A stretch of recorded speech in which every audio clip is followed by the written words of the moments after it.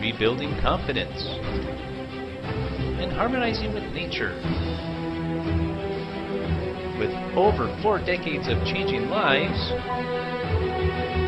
your self-discovery archaeologist, get ready to be the best of you with your host, Beverly Zymet.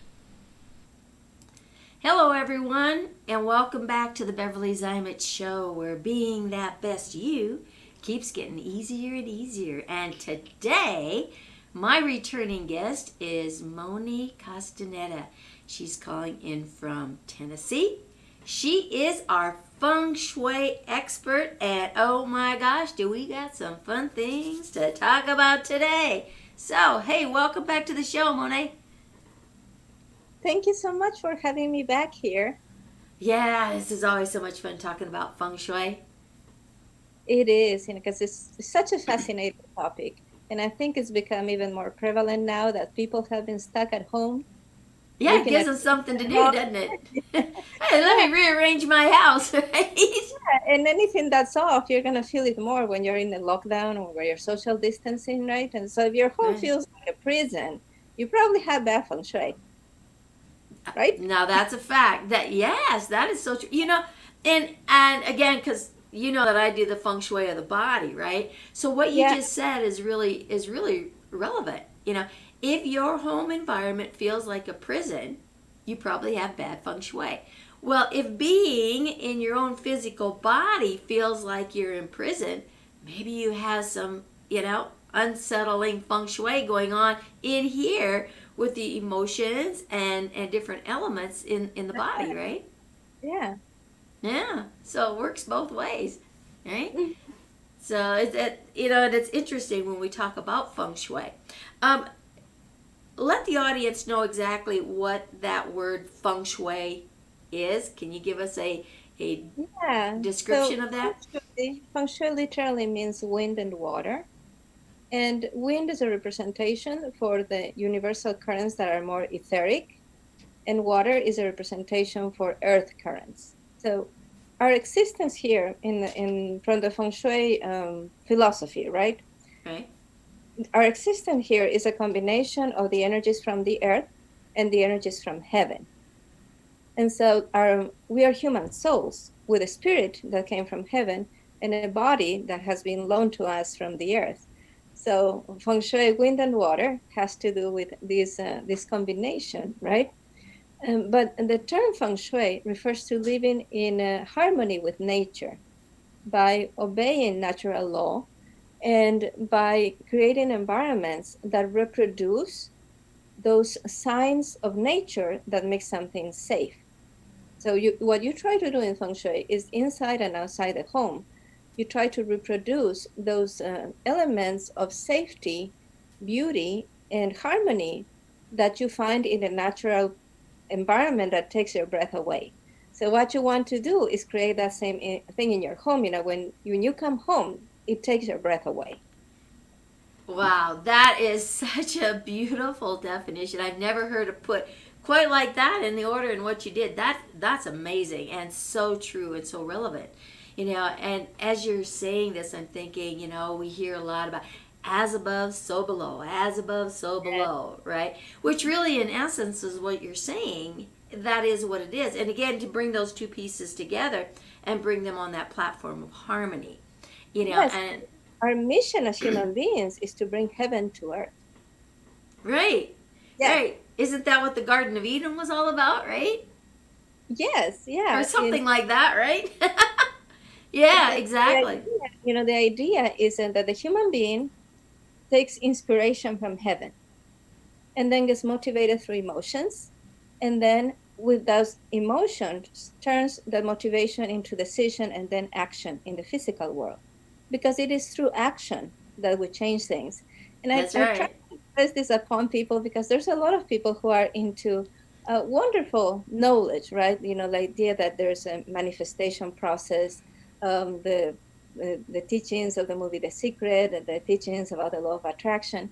But what is often forgotten is that you could have the most amazing ideas, the most amazing affirmations, and you could have your thoughts set on attaining a certain goal. But in the world we live in, is through action. So Right.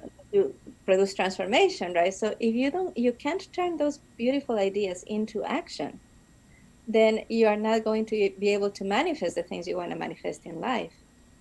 And so Feng Shui is about doing that. It's about putting those ideas into action because you're making changes in the physical world in order to produce changes in the way you live your life. Right.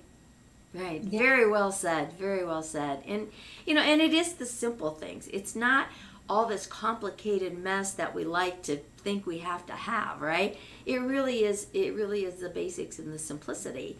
And that's one of the things that I work through also in my teachings and things is I like to teach through nature because for me I feel that nature has messages in everything that it speaks. When the wind blows, Yeah. when a bird flies by or any animal, that crosses your path. I've had hawks crossing my path again quite often. And again, it's what is that thought that is in your mind when you see an animal that just, that crosses your path? What is the message of confirmation or the message of maybe the next step to take and how that happens? And again, nature is that automatic harmony that you spoke with, right? Nature Yeah. will find a way to create that balance. And so when we think of fires and tsunamis and tornadoes and, disastrous things in nature, it's not necessarily a disaster. It's nature's way of saying, whoa, things have gotten so out of hand here.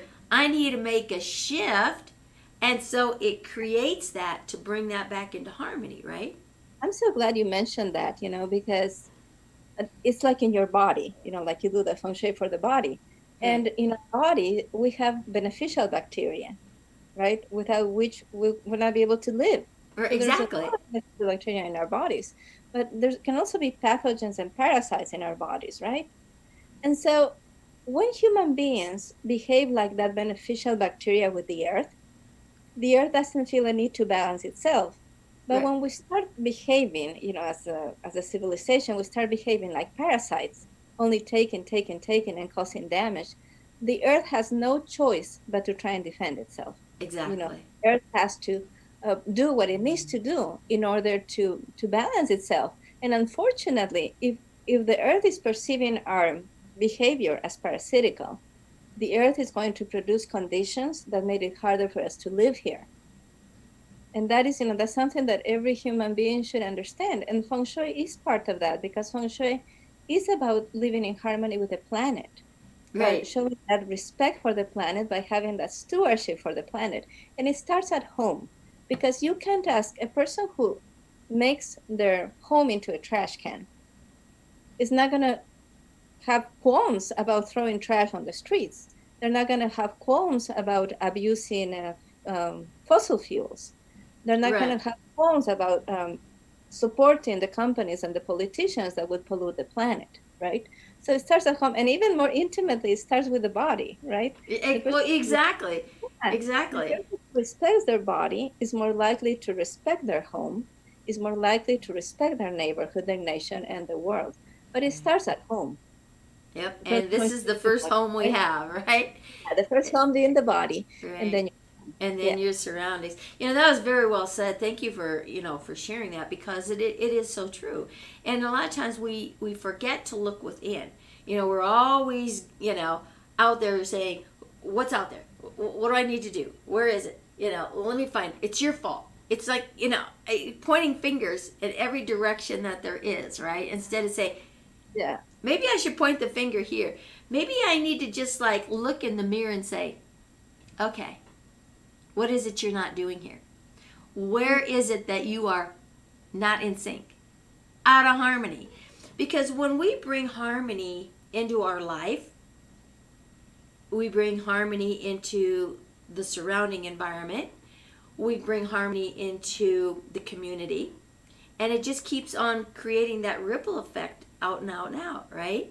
And the more harmony there is, the more peace we come to know, right? Yes. So Absolutely. so looking at that from that perspective in that direction, and foreseeing where you can balance that, you know. And again, we keep using this word feeling, right? You know, feeling isn't about, oh, do I feel positive or negative? Do I feel happy or do I feel sad? Feeling is an intuition of knowingness. It's that it's that all intelligence, you know, that kind of ripples through the body. When you know something, you know it, but you don't know how you know it. And you know if you don't continue down that path in that direction of completion, it's not going to create the outcome that you're searching, which is that balance or that harmony, right? That foresight of being in balance, right? So feeling isn't just that touchy thing or that emotional thing. It's a knowingness of an unknowing, I guess. You know, it's kind of hard to describe it in a way, right? But if you know Feng Shui and the philosophy that Feng Shui comes from, which is the same philosophy that's behind acupuncture, you know, it's like ancient Chinese medicine. Feelings are what connects us from heaven to earth, you know. Heaven is like the realm of ideas, and the earth is action in the physical world. And what connects the two is emotions, you know. So without emotions, without that feeling, you can have that connection. So like when we say in Feng Shui, listen to your heart, it's just not something that you would put on a Hallmark card, right? Because it's not cute and stuff. But it's something that's actually Right. essential because here's the thing, you know, when um, as a human being, we are part spirit and we are part matter. We we're spiritual beings that came to occupy this body that we have right now. Right. And it is the emotions that keep us connected to heaven. So when something doesn't feel right, you should listen to that. Oh, And exactly. when something feels right, even though your reason tells you that's not the way, you need to take a second look. Because sometimes you don't know. Sometimes you can't know with your consciousness, but your heart knows. Oh, now what you just said there is so relevant. The heart knows. You know, and there's studies out there now, and science has begun to prove it, that within the heart, it like has its own brain, right? Its own Yeah, like there's functioning element. neurons, you know, there's neurons in the heart. Yeah. Yeah, like now we know, you know, like there's neurons in our brain, there's neurons in our heart, Yeah. and there's neurons in our gut. You They're know, all over the place, you know. Them of little, course, them little guys just like show up, you know. and it's the centers, you know, that in Feng Shui they've been saying for thousands of years. You know, Right. the one energy center here, one energy center here, and one energy center in your belly. And so you're just paying attention only to your mind. That's paying attention to one third of your ability to process ideas, right? Right. Yeah, it's so when we say, you know, I have a gut feeling, Pay it's not attention, just right? Pay attention. yeah, There's a it's yeah, reason why we say those words, right? A there's gut feel, processes and that are going on. right, and then we go back into that feeling, right, of that knowing. I don't know how I know it, but I just know it, right? And it's time to pay attention. And Hmm. I think this is where we got lost, you know, paying attention to that. Again, that knowingness is taking full responsibility for, right? There's no Yes. more finger pointing out here. It's all here within the essence of who you are. Because really, in all reality, it's you against the world, right? It's you to balance and harmony everything else. We're all one. We're all connected with the divine, right? We're all down here, as you say, borrowing this physical body to maneuver, you know, Yeah. in this beautiful planet. Oh my gosh, you know, the beauty around us is breathtaking. It And is. And you know, sometimes we don't see that beauty. right, because we don't see the beauty in here. And you really made a good point, you know, previously when you were talking about how we take care of our body, how do we take care of our home environment, is how we take care of the outside world, right? So Mhm. if you trash your inner world, you're going to trash your outer world and not think twice about it, right? Yeah, like sometimes I'm driving, I'm on the highway and I see people throwing their cigarette butts, and Yeah, my or they're or the empty trash. cans, or yeah, it's Yeah, like, yeah, wow. but then I want to get angry at them, but then I can't because I'm like, if a person is putting junk food or is putting nicotine into their bodies, how can you expect them to have the consciousness to not trash their streets? Right, They're not concerned about trashing their bodies, right? And so, and right. I'm not saying, like, I mean, occasionally you can eat junk food, occasionally you can go drinking, but if you make that part of your lifestyle, if every day you are doing things that are against your body, that's not going to turn out well. And I really like, what you said, like you do the feng shui for the body, because I think there's a beautiful correlation there that we don't always see. Right, Because exactly. a lot of us, we don't see the beauty in ourselves and we don't see the beauty in other people who do not conform to the ideals of beauty that are being shown to us by movies or commercials, right? Because, like, and I think it's 2% of people, if they tried, could look like a model, right? But Right. most people are going to fall short. And that's how they manipulate us. They manipulate us into thinking that we should be more of these, less of that, so they will buy their products. But I think there's such an interesting correlation here with feng shui because so many people are not happy with their bodies, Right. and so many people are not happy with their homes. And they go, and they do the vision board, which, by the way, doing a vision board is fantastic. But they go to their vision board and they put an image there of a mansion that they hope to have one day. And that is not different from looking at yourself in the mirror and feeling disappointed and wishing that you look like that famous supermodel, right? And Exactly. neglecting Exactly. the present and neglecting the reality. So my thing with feng shui, my promise to my clients is that I'm going to help them turn their current homes into dream homes.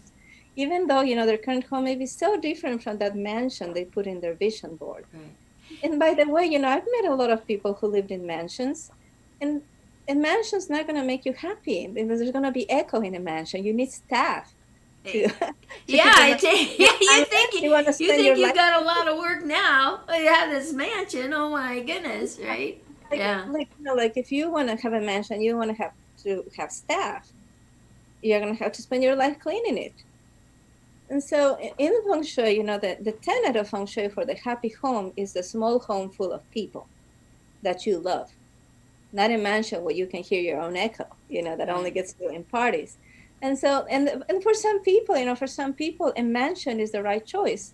For most people, it isn't. Well, I think that's part of that dreaming big thing. It's like Yeah. the lack of.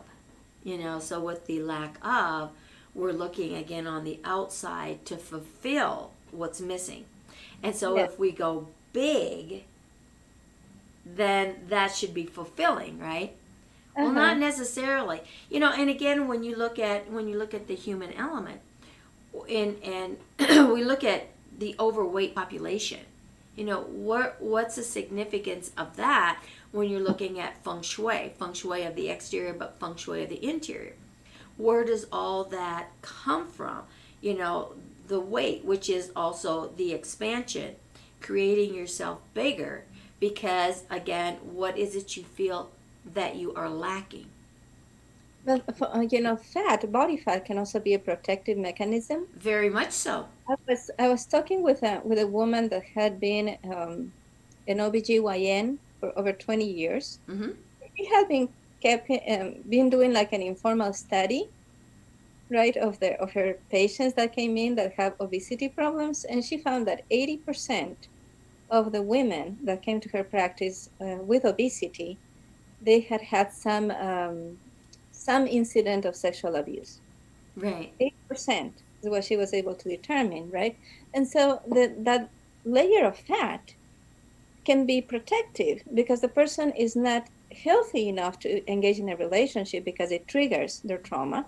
Right. They use the body fat, that's what she was explaining to me. I'm no psychologist, obviously. And so how that translates into the home is clutter. Right. Because clutter fulfills the same functions, It, for it does. example, I It have puts space. clients. Yeah. Yeah. Yeah. Putting Because space in clients between you and it. they wouldn't date because if they started dating at some point, Yeah. they would have to bring the guy home. Right. And And it's a clutter, right? So because the home is not showable, you can date. yeah. Yeah, Yeah, it's and again, there becomes a trust factor happening as well, and these are some of the things working with the clients, that I've worked with, and doing kind of my own little study type of thing, when yeah. it come to obesity, and a lot of that was they were putting space in between it and them, that pain, whatever it was in that relationship, so and I know women who put on a lot of weight, whose husbands say did a lot of traveling or did a lot of work away from the home, were gone maybe weeks at a time and then come back, and they put that weight on because they didn't trust themselves when they went out, with their friends or whatever, and Oh, maybe wow. especially when you have a drink or two or something, all inhibition goes, there's that emptiness, that loneliness, and all these different We're feelings. trying to make themselves less attractive. Exactly, That's the because it next was comment. yeah, it was a way that if I'm not attractive, nobody's going to want me, so then I'm safe to do whatever I want, and I'm not going to, say cheat on my spouse or whatever the case may be.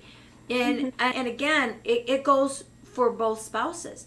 The one that's gone, the one that's left at home. And then, if there's children involved, the responsibility of raising those children, in that time period, when the other spouse is gone a lot, but they're there keeping a roof over the head and food and clothing and everything else, so you have these different roles that are being played.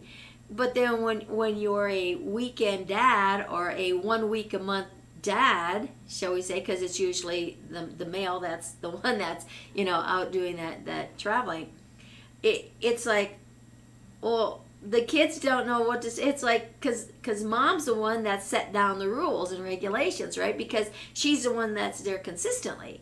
So when dad has his theory of thinking and he says no, well, then they go, Mom, what's going on, right? Because now all of a sudden Like, you have what? You have 1 week of differentness, and then it yeah, goes back to normalcy, or what you know is normalcy. But again, to go back in, like what you say, with that clutter and connecting that, the psychological things that we do that show relevancy in our surrounding environment is where the imbalance is. That harmony has been turned upside down and inside out. And so being able to, sometimes it's hard to get inside here and take a look at what the cause is here. But like you said, with the feng shui, looking at the exterior and saying, where is my home out of balance? Where are things uncomfortable here? And start working on the exterior, it has that ripple effect backwards right into the physical, and to really take a deep look, as you said, as to what is the, again, here's that word, what is the feeling, yeah. right? That is the trigger to what's going on in your chaotic world, right? Yes, and there's also things, like touching again on the obesity aspect, right? Um, some people tell me, whatever I do, I just can't eat healthier. But they have what they call, their words, the junk food cabinet. Right, right. Right? And I'm like, if you have a junk food cabinet at home, how you expect you're going to lose weight? I had a client that was very overweight and had candy in her foyer because that was welcoming to friends. Right. Was constantly eating candy. So the home influences your choices and it influences your decisions. And so whatever is going on in your home is constant feedback that you're getting, even now more, because even though a lot of states and countries are reopening or have reopened, a lot of people are still being chill regarding Right. social life. A lot of people are still staying home. We have friends that have one member in the family that is at risk. And so the whole family is still social distancing. The children are studying from home and things like that. And so even more, right? the feedback that was a lot of feedback when you're going to work, when you're going to school, you come back, you get feedback in the morning, you get feedback at night. But now you're Right. stuck home. You're getting that feedback constantly. Like whenever you look at those curtains you don't like, you're telling yourself, I have bad taste. Whenever you look at that Right. corner in your living room that is cluttered, you're telling yourself, I am a slob. So it's like your home is constantly talking to you. You have to control that narrative, in Oh, Feng that Shui, it's all that is about so. controlling the narrative. So Yeah. you Yeah. gotta control the narrative in your home. Otherwise, if you let your home fall into chaos, the narrative is gonna be chaos. Right. If your home is not beautiful, then you are You're going not to feeling that not gonna beauty feel here. Right? good. Yeah.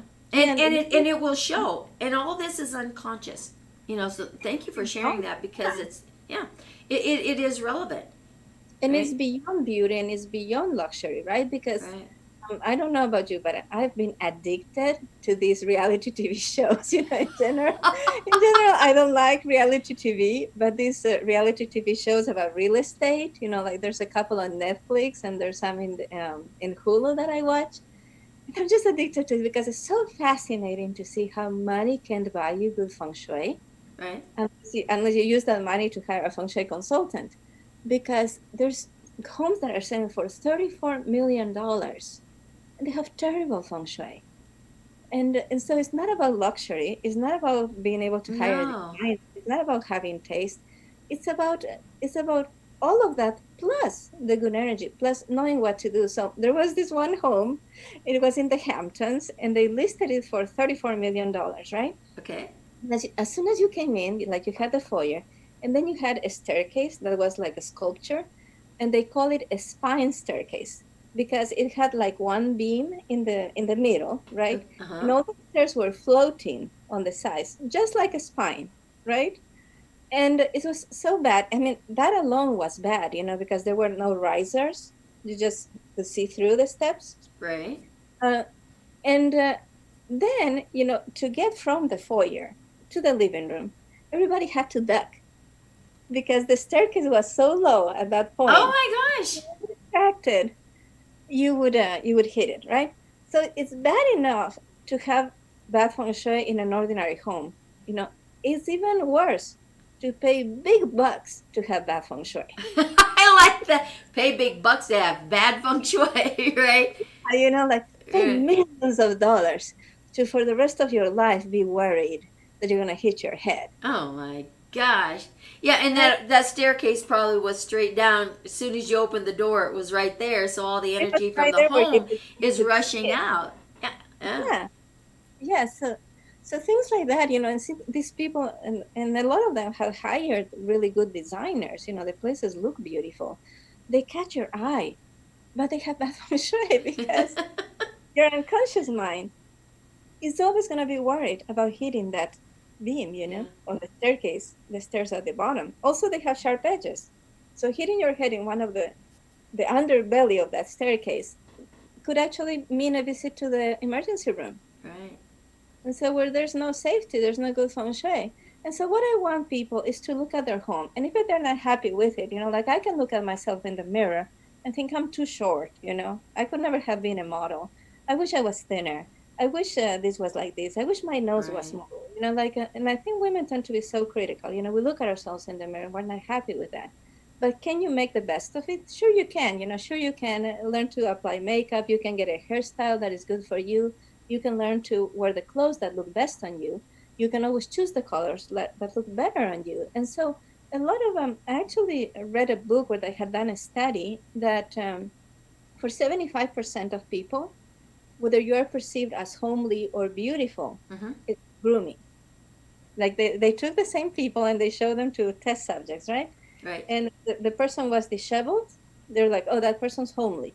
And the person had done their job with grooming, and taking care of themselves. Oh, that person's beautiful. For 75% of people, that was the truth. And so it's the same thing with your home. You cannot let yourself down by being too critical of your home. And I've met people, who they're so unhappy because they wish they lived in a bigger home, but they don't take care of the little home they have.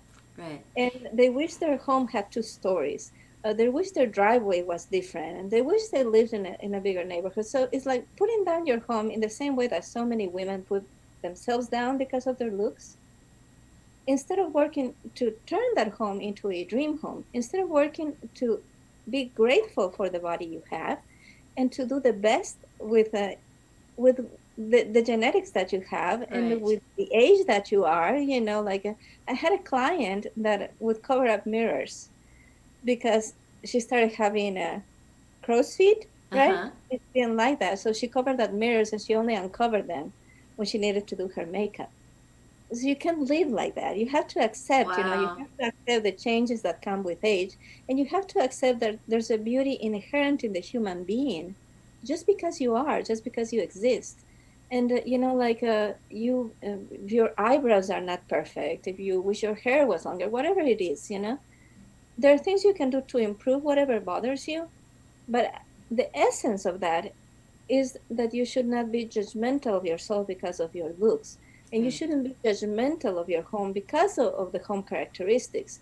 But you should still try to make the best out of it. You should still work out, for example, you know. You should still make sure that there's beautiful things in your home. You should still make sure that everywhere you look, you're impressed with the beauty and the good energy of your home. Right. Just like you want to have a good haircut, it's like a person can put themselves down because they don't like how they look. But there's also, like you also shouldn't say, oh, looks are not important, so I'm gonna get a really bad haircut. And I'm gonna color my hair in a hair color that looks really bad with my complexion, and I'm gonna wear Right. clothes that make me look the worst. Like for me, it's navy blue. I love navy blue. I was in my 40s when I finally accepted. Every time I wear navy blue, people ask me, "Are you okay?" Oh wow. It kills my complexion. It makes me look like I'm ill. That happens to me if I wear white, just all white, Uh, or if I wear yellow, I look so washed out. And I love white and I love yellow, right? But yeah, I have to mix it with some darker, more vibrant colors to be able to yeah. get away with it, right? Just But get like you away with say, it. And yeah. so, just like that, you have to love what you have, but you also Mm-hmm. have to work with what you have. Right. So maybe the home you live in is not your dream home right now, But you but can turn it into that you dream, can turn it right? into a dream home. Yeah. Yeah, and be grateful for what you have because, like I say, the universe is watching you like you're a movie, but a silent movie, like the universe has Right. on mute, and the universe is looking at what you do and not listening to what you say. And so, if you're saying you want a larger home, but you don't take care of the one you have right now, the universe is going to be like, man, this person can't handle a larger home, What are they right? gonna do with something bigger? This is what they're Yeah, doing with something small, right?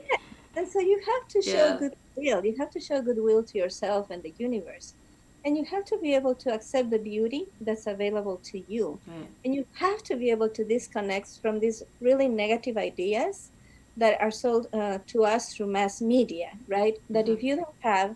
if your eyes aren't a certain shape, then you're not pretty. Or if your house is in a certain, doesn't have a certain facade, the front of the house is not like Right. this, like that, then you don't have a good home. You have to be able to disconnect from that. One of the things I do for my clients and students is I help them to develop their own taste. Because sometimes people, they put things in their home that are just not good, because the Right. distorted idea of what should be beautiful based on what they saw on a TV show, of Right. high-end homes.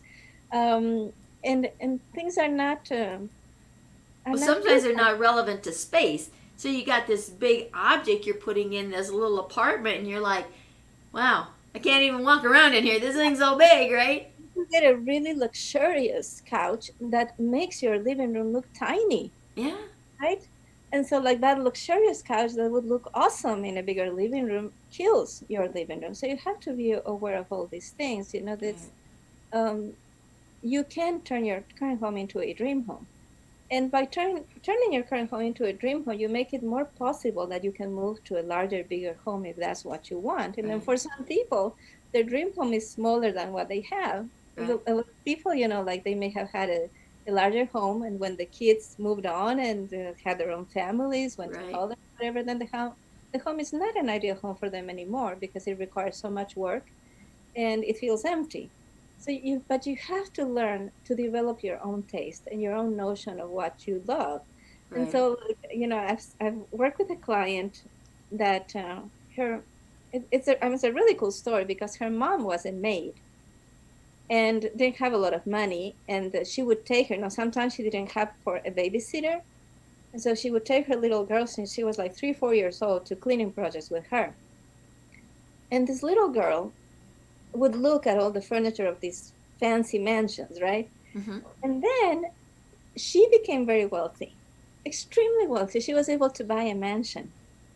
And she had put in her dining room a dining table and chairs that were very uncomfortable. But they reminded her of the kinds of dining table and chairs that she would see in the mansions that her mom Sure. cleaned, right? And so she wanted to have that. And her husband and kids, they told me, can you talk to her about this dining room? The chairs are so uncomfortable. So I talked to her, it's like, okay, sit on this chair. How do you feel? How does your back feel? And she said, well, my back hurts because it had all these intricate designs, and the things Right. that poked on your back, so it was the kind of chair that you would never lean back on. It looked real pretty from a distance, but it was a bad chair, right? And so when she was finally able to see that, and then she felt chagrined from thinking, for the last 3 years, I have made my family uncomfortable. And so we helped her, develop her own taste. So what was something that she loved, not something that would make her want to feel like the rich people that were born rich, Right. and but something that she really loved that was comfortable for her family. Other things that you see, in other homes. Again, people who had become very wealthy, and they were remodeling their home because they wanted to include a bar. And I'm like, why do you want to have a bar? And they said, well, all high-end homes have bars. And I'm Right. like, you just told me your husband is a recovered alcoholic. What are you Yeah. thinking? You And know, so, that is so true in a lot of instances is we have memories, from our past.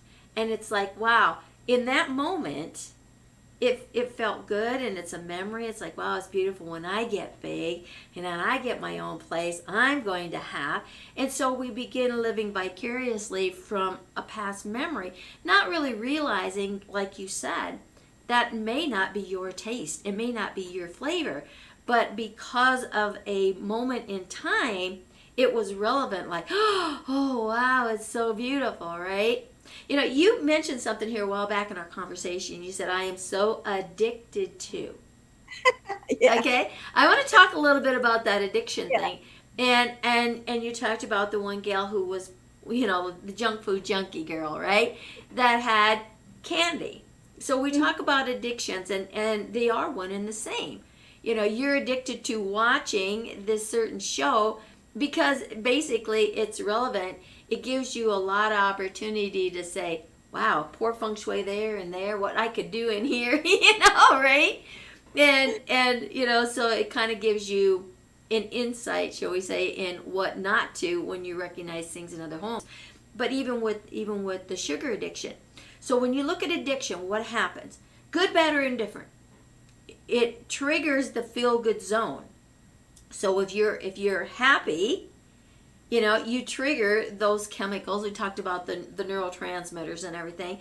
Those certain chemicals get released in that feel good zone of the body, right? If you're feeling pain, you're releasing the same arena in that feel good zone, because it's all stored in the same area. When you're under stress, the same chemicals are released. And so when you look at something that you're looking to say, I need to do something that's going to make me feel good. There's that word again. Feel good in the moment. And what happens is when you set out to do that, to trigger whatever that pain is that's uncomfortable, whatever it is, and it is connected to some type of emotion, some type of an event, so that pain point increases. And so now you're looking for the drug of choice, right? Whether it's shopping, whether it's sex, whether it's food, whether it's alcohol, whether it's drugs, whether it's sugar, it doesn't matter, right? You're looking for something that's going to give you that feel good in the moment. And when you find it, right, because you're doing whatever that feel good thing is, and all of a sudden it ignites that feel good zone, poof, and you got all these feel good chemicals, and whoop, now you're singing the praises of everything. I feel good, da da da da da da, right? And what we don't realize that it really is short lived, right? I mean, and it could be, maybe you went and bought this beautiful couch you've been dreaming of forever, and you went and you stuck it in there, and you're talking about how beautiful it is. A couple of days go by, and you're like, oh, this really sucks in here. I keep bumping into it. Right. And I use, of course, I use the term loosely, the term addicted loosely, just being facetious. But it's true, that we. But it is, again, those words that we say. Yeah, there is an addictive behavior, but looking for that kick, right? Yeah, that trigger of the feel good in the moment. But let's take it one step further. What happens is that turns into an addiction, something that gets out of control. Because when you hit that zone, all those feel good chemicals release in a large capacity. Right? And then if you capitalize on them and you're singing the praises, right? Whoo, yeah, right? They keep on squirting out. And then all of a sudden you have to come down into, balance again, or it'll knock you down eventually, right? And then you kind of hit bottom. And now the whole body starts recalibrating. Right? It's like going back into place to something that's familiar. And then you get your breath. And that's when the realization steps in. Oh my God, I just put on 20 pounds. Oh my gosh, this couch is too big in here. Oh my gosh, what was I thinking when I bought this dress? This is the ugliest color on me. Whatever it is, right? But the thing is when we continue to look at ourselves and we start making that relevant, because like you said, you're not feeling good in here. You're looking at spaces around your home. It's like, oh man, I really need to clean that closet, right? I'll just slam the door and forget it's even there, right? But again, there are messages in that, And addictive behaviors in the home. For example, like a lot of my clients, before they learn, what I teach, which is the 9 steps to Feng Shui system, they're those kind of people that are constantly moving things around, constantly rearranging their home. We're constantly buying things for their home. So you can fall into those addictive behaviors because there's a lack of balance and there's a lack of knowledge. So constantly moving things around because they don't know how to set them right. Once they learn about the right kind of space arrangement, the behavior stops. Or the same thing, people feel their home's not beautiful, their home needs this, need that. They keep buying things. Right. And they buy things because they look good on the screen, or because they look good in the store, right? And they don't have that association to think, what is this going to look like on my dresser? What is it going to look like in my home? And so when you start, the more harmony, the more balance, and the more vitality you add to your home, those kinds of behaviors don't get triggered as often. And eventually, in a lot of my clients, I've seen they calm down. And for those that don't calm down, they become Feng Shui consultants. Well, that's an interesting concept. When you can't rearrange your home anymore because everything's Feng Shui correct, then you can rearrange other people's homes. Exactly. Then you get that feel good feeling while you're helping other people. Now that becomes your drug of choice, right? And in that case, sometimes, finding something that you're really passionate about is really positive. What we don't want is compulsive behaviors. Right. Because compulsive behaviors usually deal to destruction. Yeah. You mentioned something here too. You go out, you buy something, you put it in.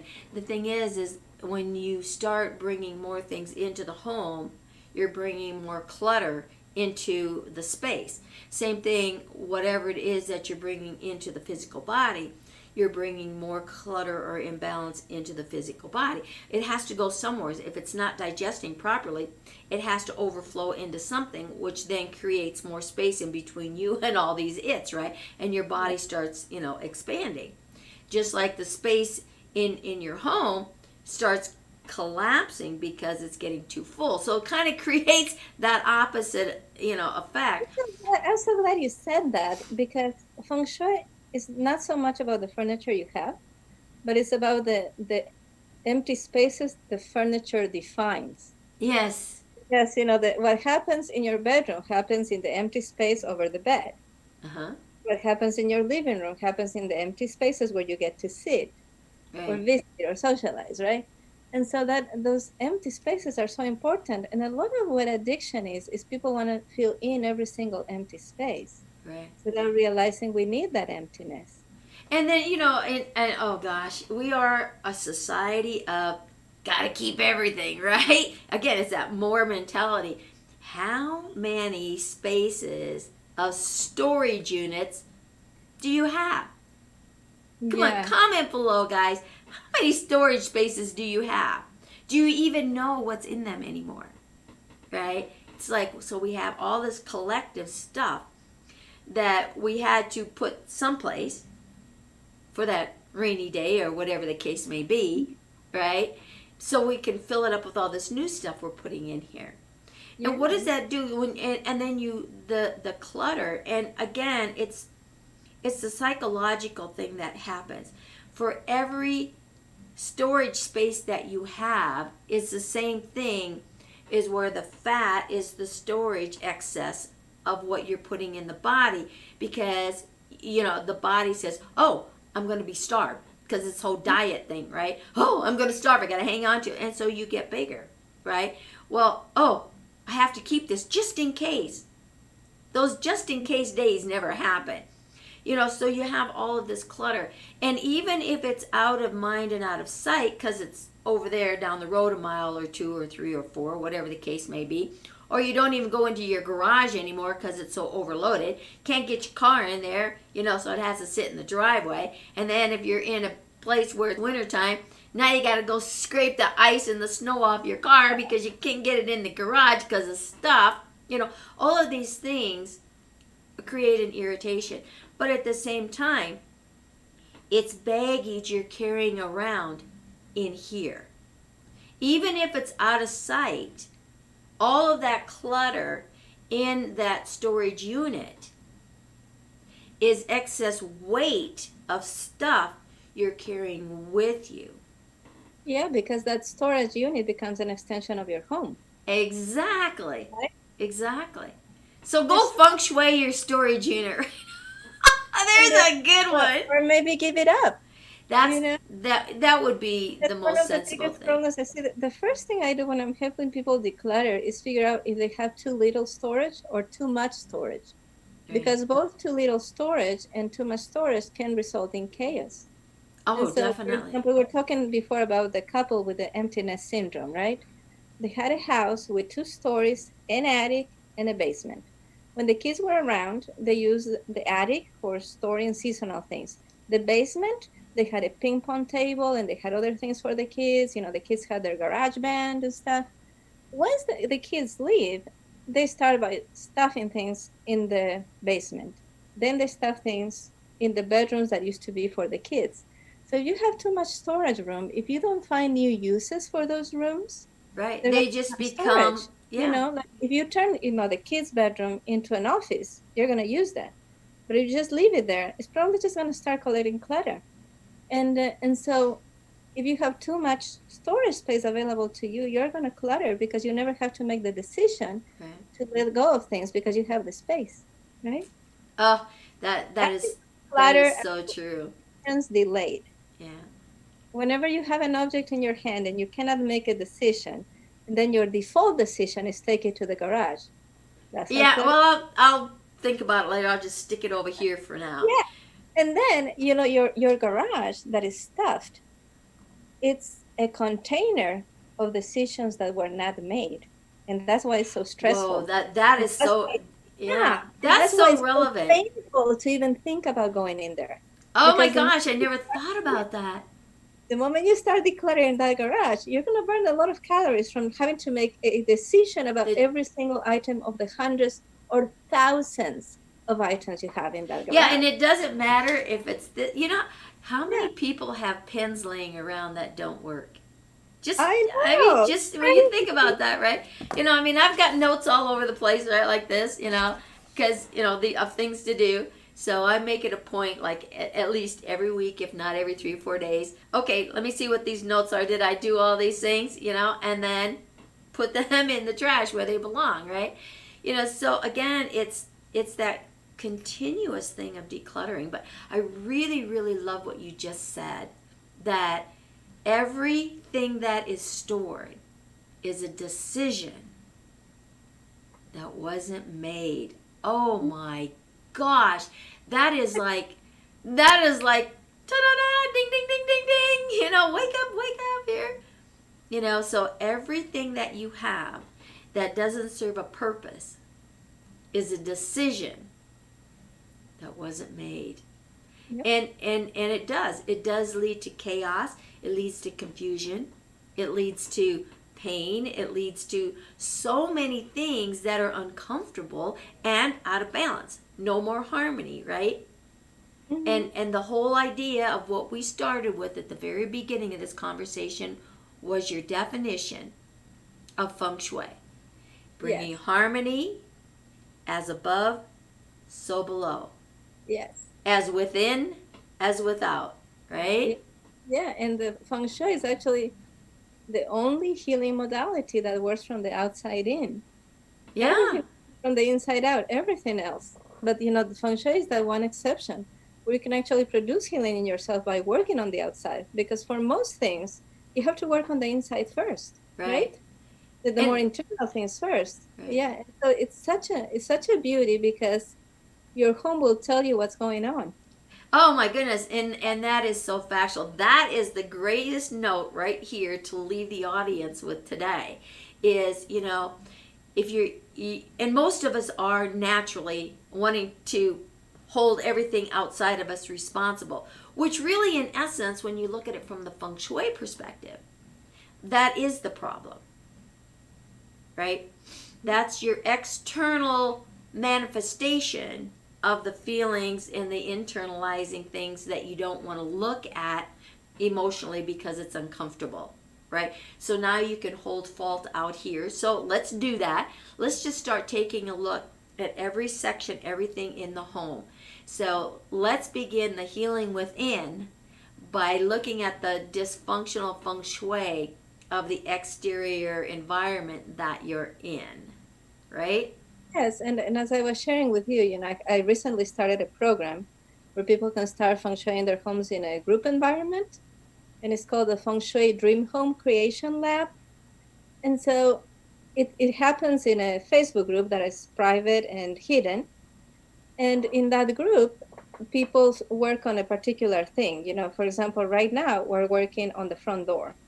And every week we talk only about one aspect of the front doors. So one week we might talk about what color of front door is the best for your house. Uh-huh. Another week we might talk about what should you have on the sides of the front door. Another week we might talk about, is your front door safe?